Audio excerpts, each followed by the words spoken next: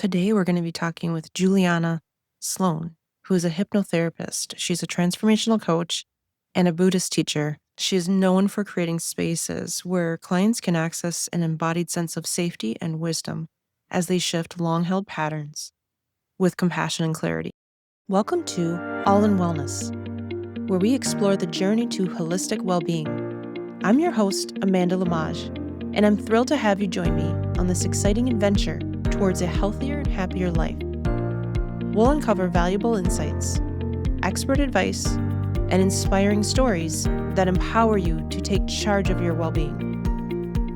So whether you're looking to enhance your physical health, nurture your mental resilience, or simply find a moment of peace in your day, you're in the right place. Let's embark on this journey together, embracing all the possibilities that wellness has to offer. Welcome to another amazing episode of All in Wellness.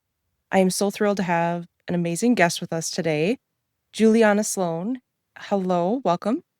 Hey, thanks so much for having me, Amanda. It's great to be here. You're very welcome. I'm so glad you would take the opportunity today and join us. And I'm going to read a little bit of your bio so the listeners can hear a little bit more about you. Juliana is a hypnotherapist. She's a transformational coach and Buddhist teacher whose work waves together with wisdom traditions and cutting-edge psychology. She is trained in hypnosis, applied shamanic counseling, positive psychology coaching, and coaching for the unconscious mind. She helps clients move beyond their limits of talk therapy into the deeper terrain of the unconscious mind. And through hypnosis, trance work, meditation, and more, Juliana guides people into spaces of awareness where lasting insight and transformation becomes possible. And I just love hearing your background, and I would love to hear a little bit more of how you got started into this and what inspired you and Absolutely. how long you've been working with clients. Yeah, happy to share more. So I've been teaching meditation and mindfulness for about 10 years now and working one-on-one with folks as a hypnotherapist for about 6. Although even before that, there's been some coaching and some one-on-one support sprinkled into the mix. And one of the things that all of this work really has in common is that we're using altered states, meditative states, places where we can go a little bit deeper beyond the conscious mind to do healing. So while it sounds like a number of different things, they all sort of have this common thread. And for me, my own path towards this, in a lot of ways, it's been a lifelong path. I was always a kind of sensitive, intuitive, imaginative kid. And so it was very natural for me to have this inclination towards healing work, towards depth, towards what is here that is possible in our own minds and bodies to create greater well-being, to make it possible for change to happen. But for me, part of it really got kicked off when I dove deeply into meditation practice after a traumatic event. For me, it was really a great catalyst to do my own healing work. And over the years, one of the things that I found was I had done coaching, I'd done talk therapy, I had done all kinds of, read the books, done the workshops. And I felt like I had kind of gotten about this far in my healing and my personal growth. And it just felt like there was sort of this other layer, something that was deeper, something that was more transformative, that was missing. And so a lot of my curiosity came from my own desires to live my most full, happiest, most vibrant life. And over the years, trained in many modalities and get to be able to bring that and share it with clients now. I love hearing that story, and I love that your own journey is really what propelled you into where you are now. I have a similar experience growing up as well, and very intuitive, and just finding the need to heal. And once you have been in that state where you can help others, it's such a great opportunity and such a blessing. And I'm sure you see that with all the gifts that you have And I would love to talk a little bit more about being in the Buddhist practitioner background. What is that for someone who's not experienced anything in that area? And I'm pretty educated, but I would love for you to share a little bit more about the benefits. Absolutely. And so I can speak to it as, yeah, someone who is a total newbie, knowing that you have some background already, but knowing that there will probably be people out there who don't. The Buddhist path is a wisdom tradition originally coming from India and Southeast Asia.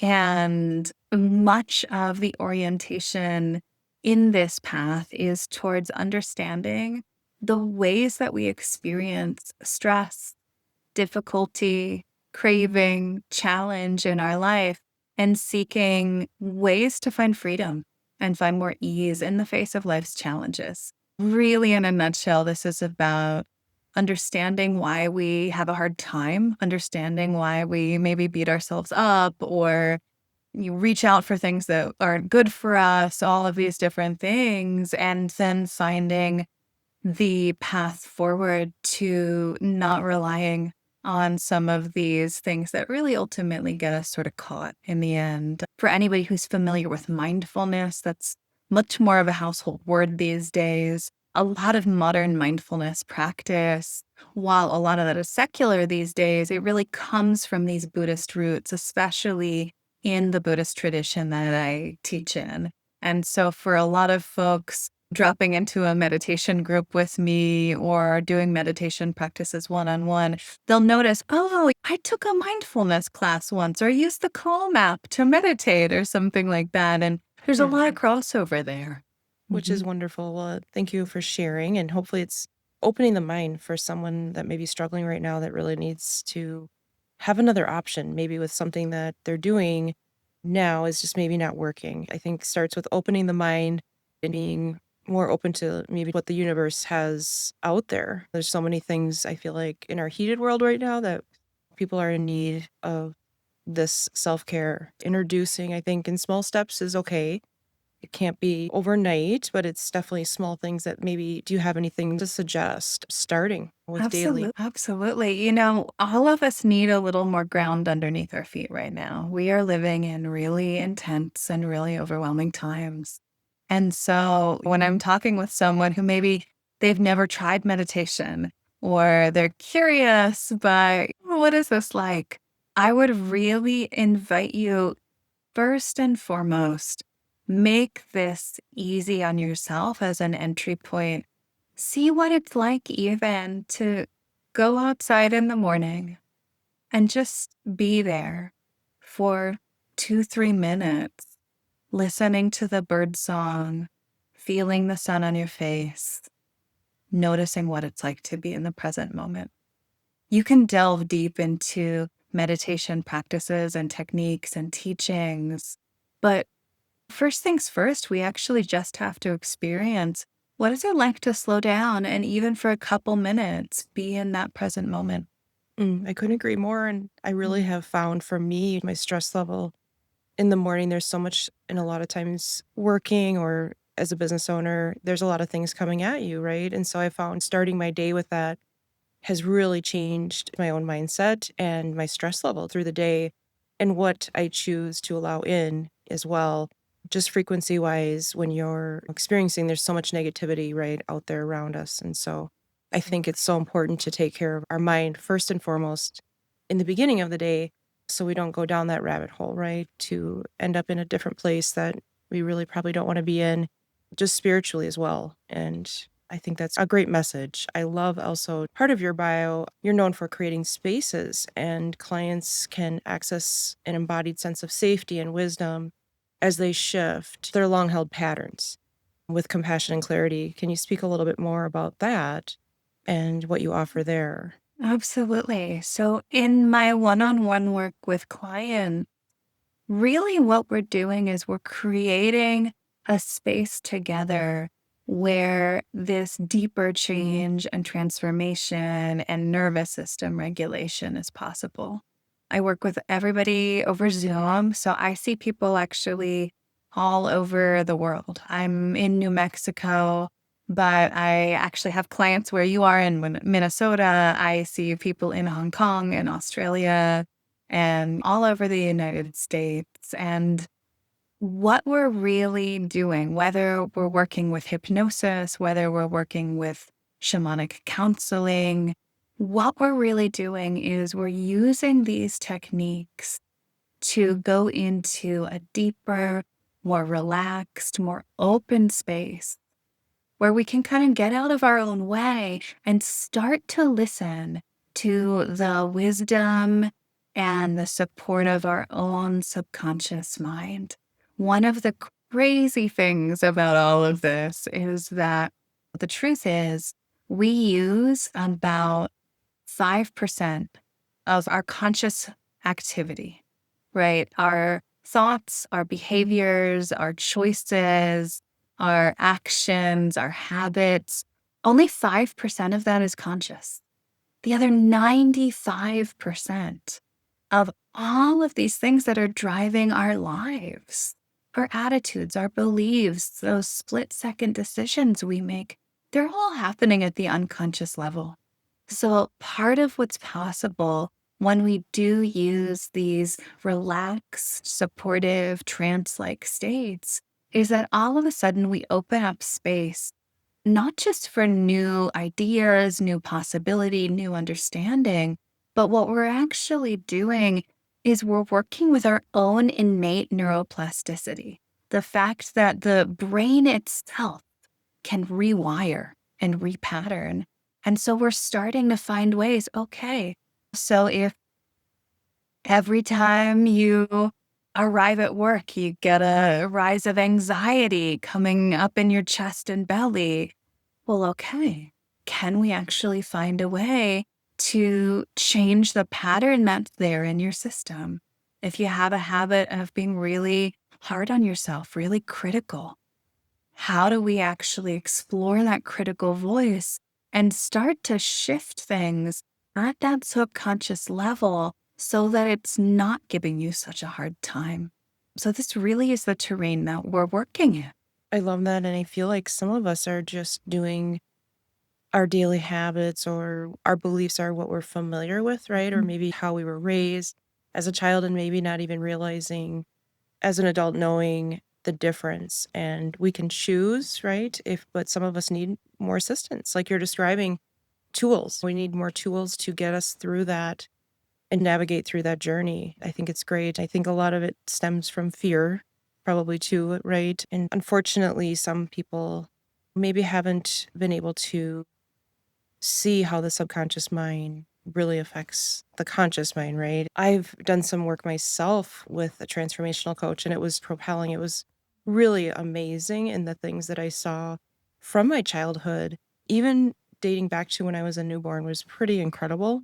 I will say it was quite the journey. And for me, it was about 3 days, and it was really such a great thing, so needed. And I was actually just so happy. I remember feeling so happy afterwards, just knowing the shift and releasing a lot of that baggage and being able to work through it with a professional was just mind blowing. So I think it could really benefit. I hope some people out there might be open to doing a Zoom with you. And how would you suggest, how do they get started? Absolutely. If folks are curious about working with the subconscious mind and making these big subconscious mind shifts that can change the way that we live our lives, you're welcome to hop onto my website. It's julianasloane.com.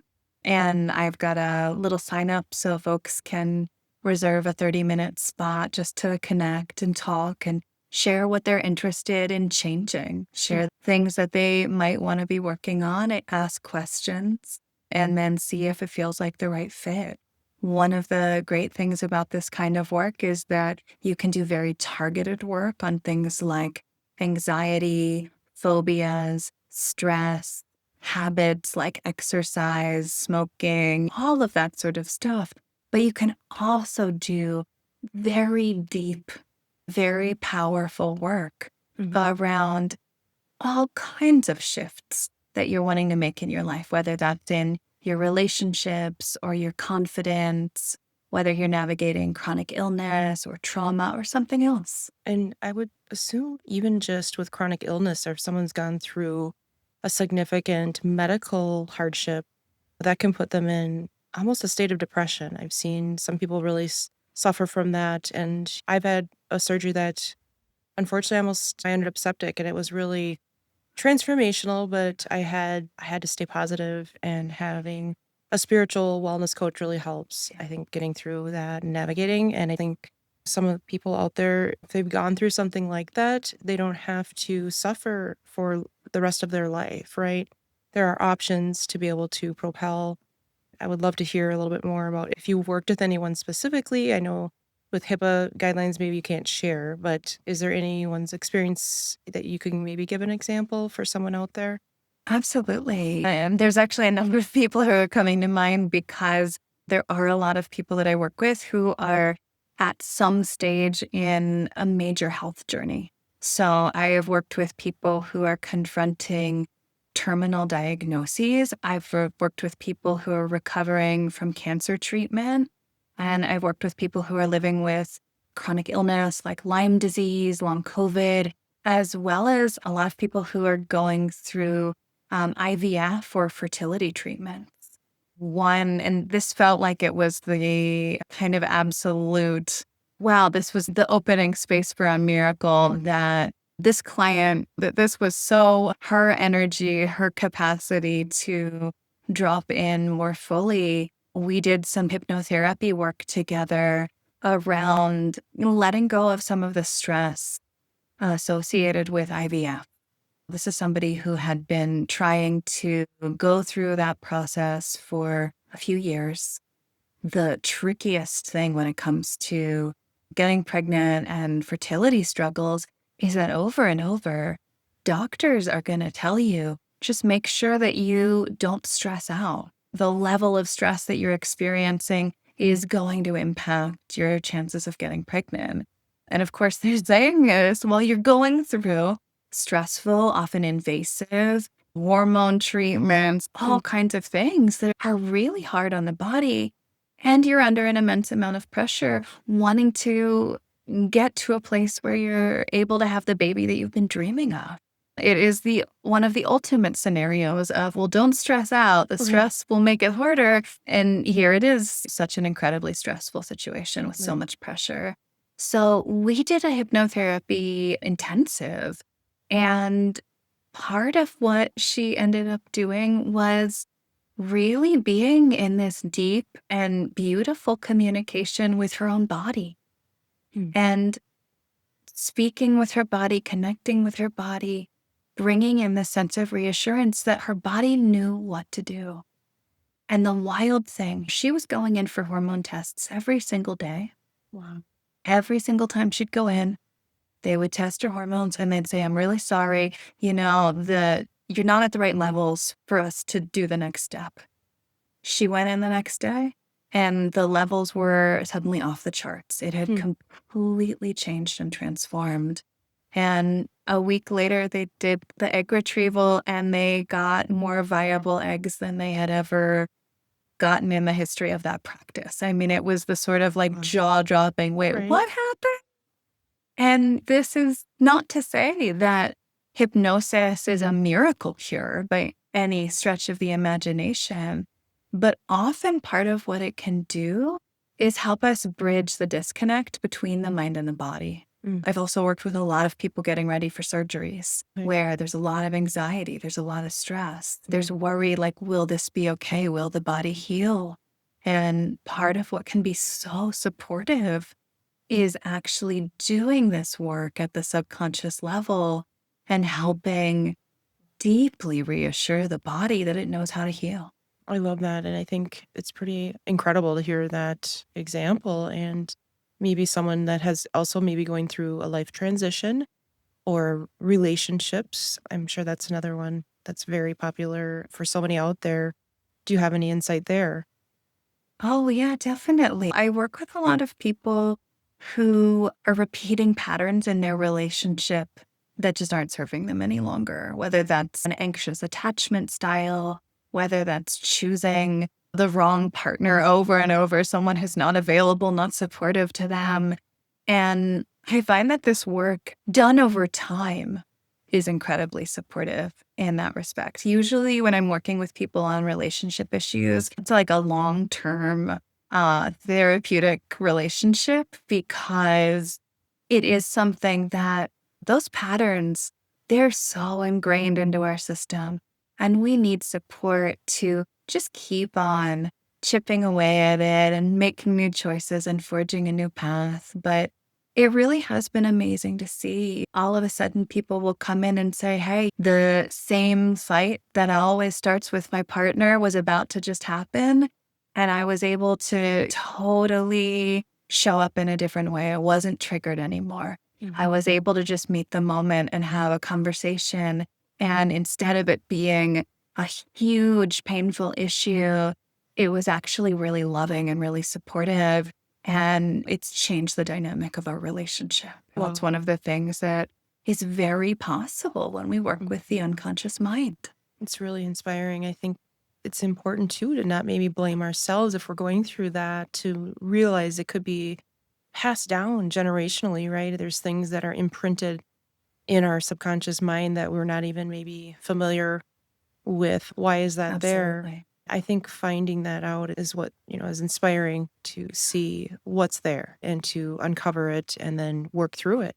Absolutely. And would you say the timing is important too, or someone has to really be ready, or if they're really suffering right now, when is a good time to get started, would you say, for someone out Yeah, there? that's a great question. It's great to be ready.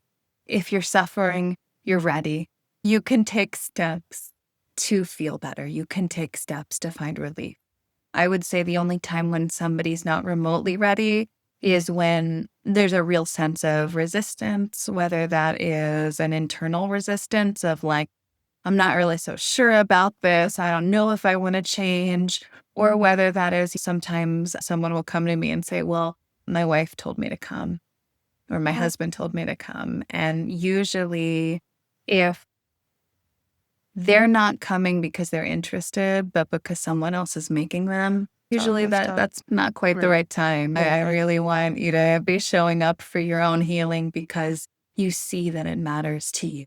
And I would think too, they've got to feel comfortable working with you and trusting you. And I do feel like when it's not in person, one-on-one, it takes a little bit of that edge off. The fact that you do via Zoom, I feel like it's not quite as scary, I guess, to get started. I think with your background and how many clients and testimonials you have, and working in this field for 10 years, people can feel at ease and know that you really have this passion as well for helping others, and where it stems from is it's really inspirational. And I appreciate that. Do you have any suggestions for someone out there too who is really not aware of a lot of the day-to-day practices, simple steps, maybe daily habits they can start with now before they start working Absolutely. with you? Absolutely.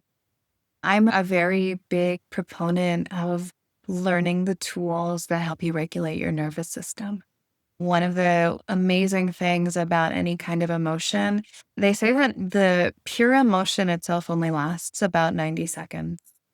What happens after that is actually our habit of like, okay, I'm going to keep that annoyance rolling. Someone cut me off in traffic and I'm not going to let it go for the rest of my drive.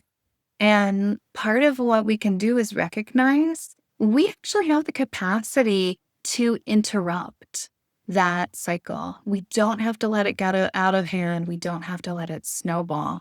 And some of the very, very simple techniques for this, such a small, short, easy thing, is just taking a moment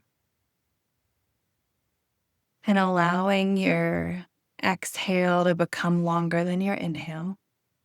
Noticing the back of your tongue, softening the back of the tongue, letting that whole tongue release, relax, maybe it lets go of the roof of the mouth. And as you relax that tongue, just letting the jaw also start to soften. Maybe the lips part a little bit or the jaw opens slightly. And just take several breaths, letting that exhale be about twice the length of that inhale if it's comfortable. And often just that is enough to help us stop and just take a moment and reevaluate, okay, how do I really want to show up in this moment?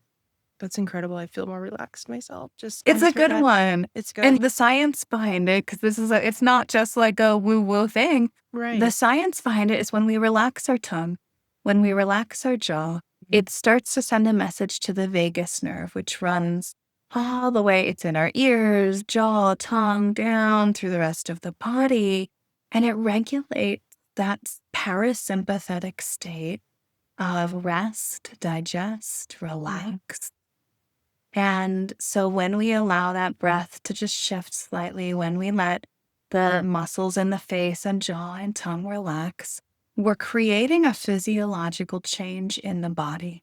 I felt it. I will say it's amazing. And then naturally, like the breath work, it kind of comes naturally, is what I found. It's Yeah, amazing. And absolutely. I love that you share that. And hopefully it's helping someone out there today. Maybe it's just a simple step in the right direction.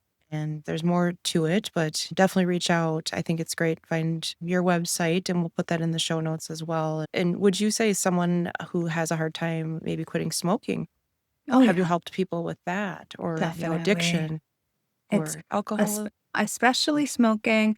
I don't go so deeply into major addictions because that is something that you really do need to seek like very supportive, good assistance. Mhm, This can be a good complement to that, but I wouldn't say that mhm. if you're having a situation where you're getting blackout drunk every day, I would say get into a Yeah. good treatment program, get community, and you can use this as a complementary support. But when it comes to smoking, overeating, especially when we're stress eating or boredom eating, things Okay. like that, Mm. this can be a really, really fantastic way to gently work with the subconscious mind to change those patterns.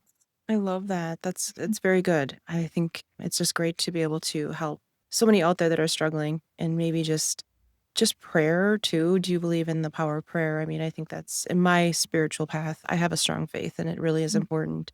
I don't know how I would get through life without it. Do you have any insight there? It's a beautiful question. I think that there's something really, really important in whatever way we pray. Mhm. That may be within a specific religion. It may be that we just take some time and really set an intention and ask the universe for its support. But there's something that's very beautiful that can happen when we bring together good intention and some kind of trust, some kind of faith, some kind of surrender to asking for help for something that's bigger than us. Part of with this work with the subconscious mind, what we really are doing is we are actually letting go into the fact that we are a part of something bigger and that we are connected to wisdom and benevolence and support that can be of assistance to us. So, yeah, I'm definitely a proponent of whatever feels like prayer to you. For some people, it's dancing, right? For some people, it's going to church. But I think it's very powerful. I think when I've had some family medical issues and just looking up to just kind of the higher power, I call it too, and just entrusting in that and got me through. And Yeah. miracles do happen as well. I think it's pretty amazing when you have that positive mindset and just being able to trust and not having the anxiety take over the fear. It's not an easy thing to do, but I think when you can step back and just like you showed us, like closing your eyes, maybe just quieting the mind, it can bring us there more easily. Absolutely. It's a different way. We may not all have been experiencing that.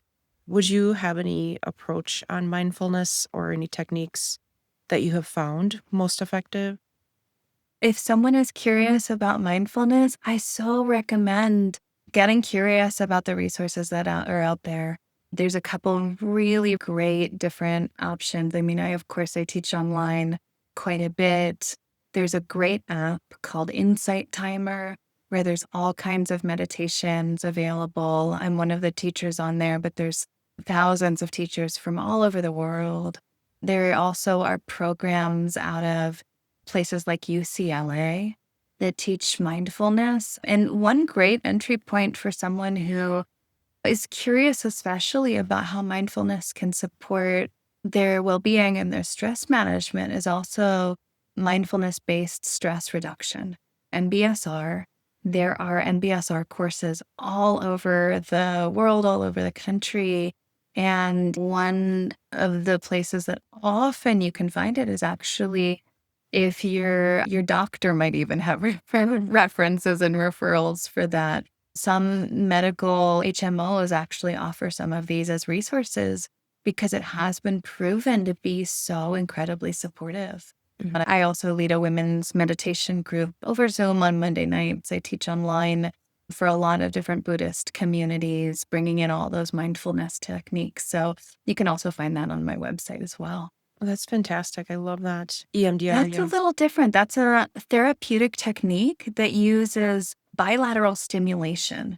So that might be visual, it might be sensory, where we're actually using some stimulus to contact different parts of the body from side to side.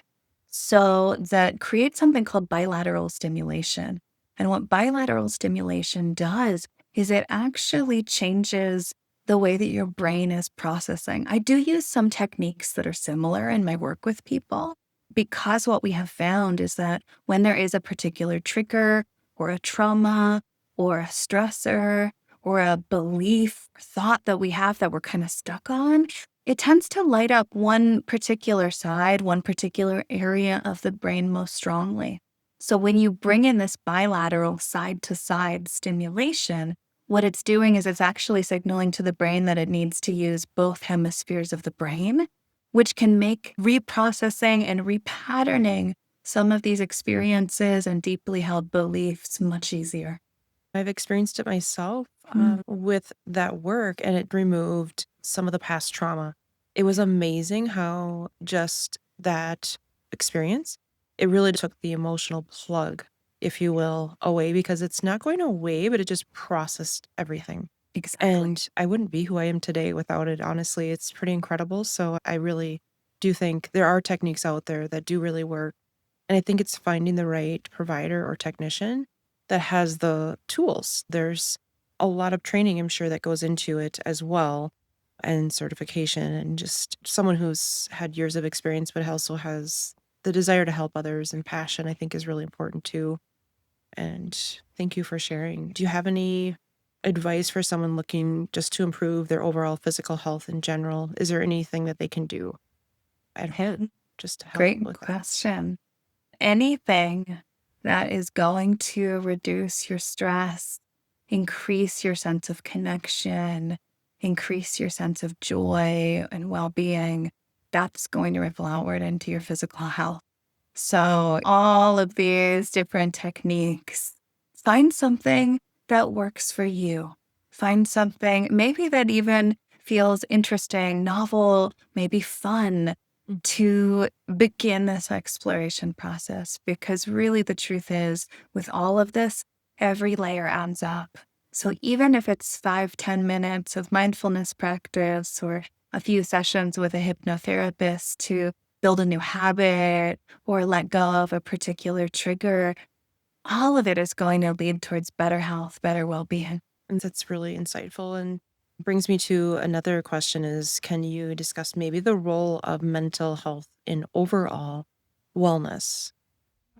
That's a great question. I think we're finding that link and understanding it more and more that the state of our mental health directly impacts the state of our physical health. Part of what we're seeing more and more as the study of epigenetics and the ways that gene mutations turn on and off is that when we are exposed, either through our ancestral lineage or in our own lives, when we are exposed to chronic, brutal levels of stress, as many of us living in this day and age are, Mm. that it does deeply impact the way that the body expresses genes, the way that our hormones start to flow or not flow. All of these systems are so interrelated. It can often, it's a tricky thing here. And I say this as somebody who has navigated chronic illness. And when I first came to a doctor to ask about it years and years ago, they said to me, "Well, have you tried meditating?" And at the time, I was not just meditating, I was running a meditation center. Amazing. And so, what we need to know is that sometimes we'll get a doctor might say something like that without the full scope of information. The intention is really good. Sometimes, when we're dealing with physical symptoms, though, we need to treat the physical symptoms, and that requires some investigation and more testing and all kinds of things. But the heart of the intention there, even though it was a little exasperating at the time, yeah, I'm not here because I need to learn to meditate. The intention behind it is good. If we can find ways to become more resilient, if we can find ways to actually complete the stress cycle so that it doesn't contribute to burnout, that's going to directly impact our physical health. And that flows back and forth. The same goes for if there's something going on with us physically that needs to be paid attention to, tended to, treated. Mhm. If we ignore that, it can impact our mental health. This is a back and forth relationship that's constantly happening. It's pretty amazing. And it makes me think of, again, the vagus nerve and how the nervous system works and sending a message to every organ in our body and especially our brain. And the brain controls pretty much everything, right? And it's hard if you're in a stressful state. Sometimes it can be hard to even recognize that there are things you can do no matter what you're going through. I think being patient, do you think that's something that we all need to have the patience for the process, maybe knowing it's not always in one session or one meditation session? It requires daily insistence, maybe with that. And slowly, do you start to see a change when you start to shift even just one habit, maybe daily? Absolutely. Absolutely. The way that I look at healing by and large is a lot less like somebody waving a magic wand and the problem is fixed, and a lot more like what happens when a stone is in a riverbed. And over time, all that water washes over the stone and the sharp edges start to smooth out and it starts to become more rounded. That really is what healing is. Even when we're talking about healing the physical body, right? If somebody prescribes us a course of antibiotics, we're not going to take all 10 days of the antibiotics at once. We're going to let that work on us over time so the body has time to heal and integrate and get that support. So, really, there is a piece here about, yeah, small things repeated over time, healing work repeated over time. You might have a great result from a couple of sessions with a hypnotherapist, and that might be all you need.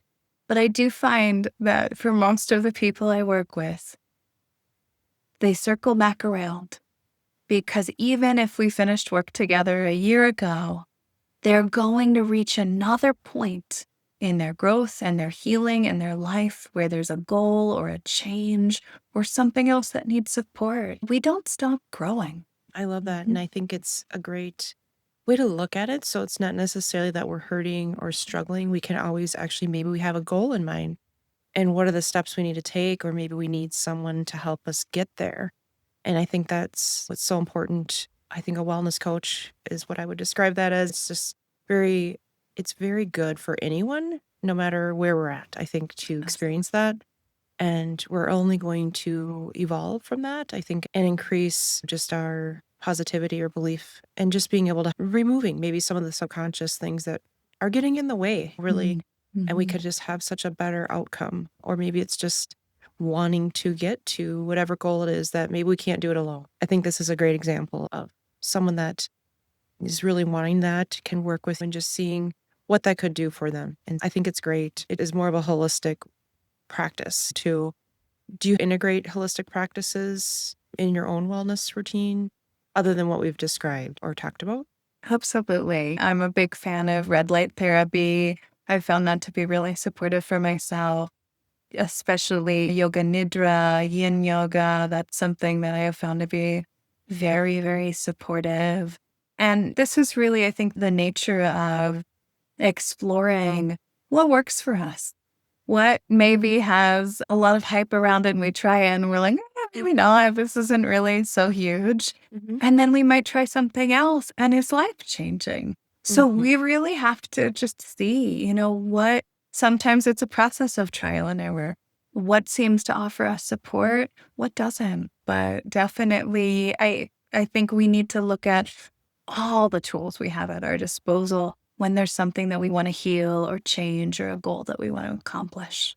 I couldn't agree more. And I share the same red light therapy. I love yin yoga. And I think it's similar. You could equate it to like a child trying a sport. They almost have to try everything out there and really see what they like. What do they respond well to, right? And it's going to be different for everyone. It's not always the same. And it's not necessarily a blueprint that we're trying to create that is replicated for everyone because it's going to be different how they respond and just what works with their mind and spirit too. I think it's Absolutely. Body, every mind is different. It's part of why all the work that I do is actually highly collaborative and interactive. There used to, back in the day, a hypnotherapist might just read from a script and it would be kind of canned, and everybody who came in and wanted to quit smoking would have the same script. And that's just not the case anymore because one person is smoking because they're really stressed out. One person only picks up a cigarette when they feel really lonely. One person picks it up when they're angry. And all three of those are different circumstances. And so I'm a real believer in your healing work in an ideal world is going to be tailored to your unique situation and need.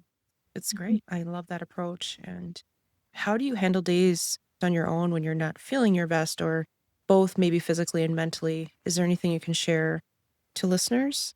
Absolutely. I've lived with a complex chronic illness for a number of years now. And so there are days when I'm not feeling so hot.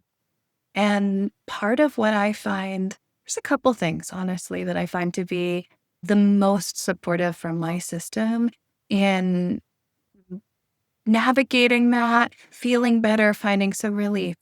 Honestly, one of them is actually showing up for someone else, doing something that is caring or supportive or helpful or does some good in the world.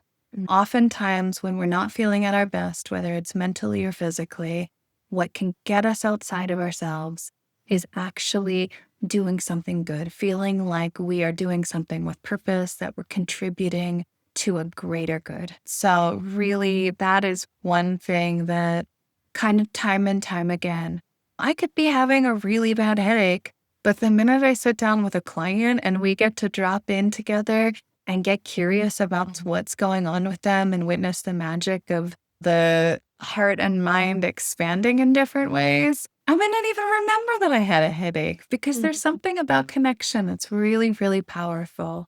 So that's one thing. And another thing really is we need to find ways to attune to ourselves and understand, when am I actually pushing through because I think that I have to? Where do I need to slow down? Where do I need to pace myself? Where do I need to let go of something that's maybe not the top priority? And it might mean that you don't fold the laundry that day and it sits on the laundry basket.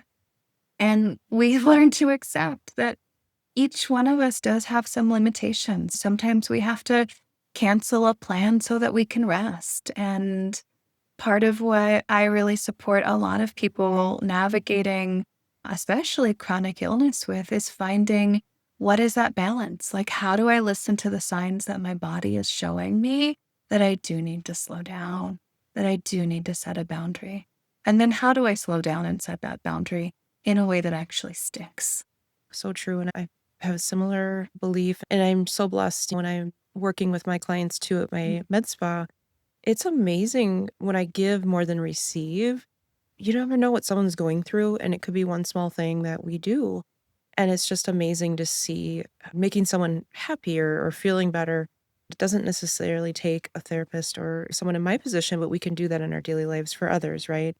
And it's pretty rewarding when you see a shift for someone in their just their overall mood, or maybe they really needed that one thing that you said. It could be one word. When I think it's pretty amazing too. I do think the body does show us so much. And I learned this with my surgery. The complication is if we don't take care of it, our body's going to force us.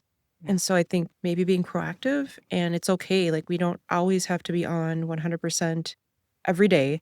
It's okay to have self care. It's okay to not always have to be productive 7 days a week. I feel like in America too, it's unfortunate. I feel like there's a guilt factor of feeling like we have to feel accomplished at all times. I had a great episode with another wellness entrepreneur who spoke highly, and I really think this was really eye-opening as he talked about our downtime is as important as our uptime.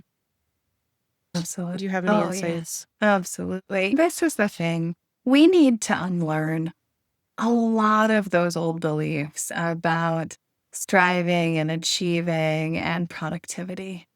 There are so many messages that we have lived with every single day of our life that are baked into our culture, that our productivity is the way that we decipher our value and our worth as a human being. And it's not. It's Mhm. just not. And part of what I think, especially in this moment in time, one of the most important things we can start to understand is that that promotion doesn't actually dictate who we are. It doesn't make us a good person. Mhm. If we feel like we're working nonstop all the time, trying to achieve something, it's really important to take a look at that and see, okay, how much of this is motivated by my own internal desire and my purpose and what's deeply good that's driving me to accomplish these things? Mhm. And how much of it is a pressure that if I don't do this, I will somehow be less than? The truth is, if you are at 30% capacity and you give 30% that day, that's 100% of your capacity. So you are giving your all. You're just not going over the edge. Mm. And that's something I think all of us are in a place of really needing to relearn and re envision. There's a lot of conditioning there that Mhm. needs to be disrupted. Yeah, I'm speaking from experience myself as coming from a workaholic mindset and realizing that 20% of the time, I just have to really focus on self care. And then I can actually perform at the highest level and bring great energy. And when I am working at that high level, I'm performing from a better mental state. My body physically is in a better state. And it's actually been a great thing and a great shift. And I think, and hearing that from you is really a great way of describing it. And I think it's okay for someone that needs to hear that. Would you have any advice for someone who's struggling to stay motivated on their wellness journey? Is there any kind of steps they can take to shift that mindset? You know, what I would say really with that is we're trying to strike the right balance between being gentle with ourselves and being disciplined with ourselves. And the fact of any healing journey is that there's going to be peaks and valleys. There's going to be times when the motivation isn't there as strongly and times when you feel really driven. And we can all allow a little bit of generosity of spirit there too. Keep going one step at a time, one moment by one moment. And also knowing and accepting that, yeah, there may be some days and some weeks that it's harder to show up for that, and others where it's a lot easier. Well, thank you. I appreciate that. I think the connection in our overall health, just as you described it, just it speaks highly, and it's pretty good for us to talk about. Better timing than ever is Mm. today. Do you find there's any trends that you see emerging in wellness now that excite you, or anything? There's always so much that's evolving. I mean, I think part of what excites me right now is that we are so much more curious about the mind body connection, that things like psychedelic assisted therapies are starting to become more mainstream because I work in this sort of altered state space. In a lot of ways, it brings many of the same benefits as people who might be doing a psychedelic assisted therapy, but it's much more bite-sized. It's much more manageable, so you don't have to feel like you're drinking from the fire hydrant. You're taking it hour by hour, week by week. Mm-hmm. But I think that we're in a place where we're starting to realize that we have a lot of agency and creativity. There's a lot of possibility that we hadn't realized was there. And some of that is because we're starting to look just a little bit beyond the kind of material science that the system has relied on for so many years. So we're starting to get curious about the mind. We're starting to get curious about the spirit. We're starting to get curious about the interplay between all of those systems. Yeah, I've heard some great experiences. I think you're onto something there. Are there any books that you recommend or resources? I know you talked about the app.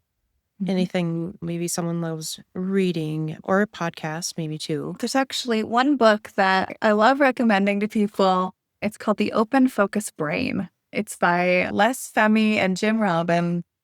And it is a great set of practices and teachings around the ways that when we are stressed out, when we are triggered, we go tunnel vision.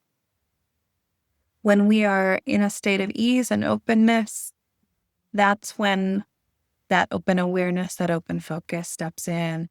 And that, I would say, is just an absolutely wonderful primer in how to work with some of those more expansive states for your own healing and well-being. That's a great analogy for anyone. I think that's great. And if there's one message or takeaway that you want our listeners to remember from our conversation today, what would that be? I think I would really want people to just know change is possible. That even if it feels like you're stuck, even if it feels like you've tried all the things, that's great. There is a way forward. Yeah. I love that. I really appreciate you taking the time, and you shared a lot of great insight. I hope it helps people that are struggling out there, whoever's listening today.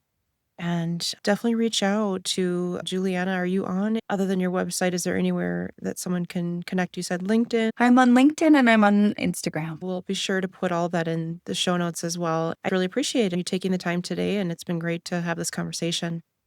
Thanks so much, Amanda. It's been really great to spend this time with you. Thanks for having me. Absolutely. Likewise. Well, thanks again. Well, till next time. I hope you enjoyed today's show with Juliana, our fabulous guest speaker, and be sure to check her out. And that wraps up another inspiring episode of All in Wellness. Thank you for being a part of our community and for tuning in today. We hope you found valuable insights and encouragement to live your life fully and authentically. Remember, the journey to wellness, gratitude, and embracing your faith is ongoing, and we're here to support you every step of the way.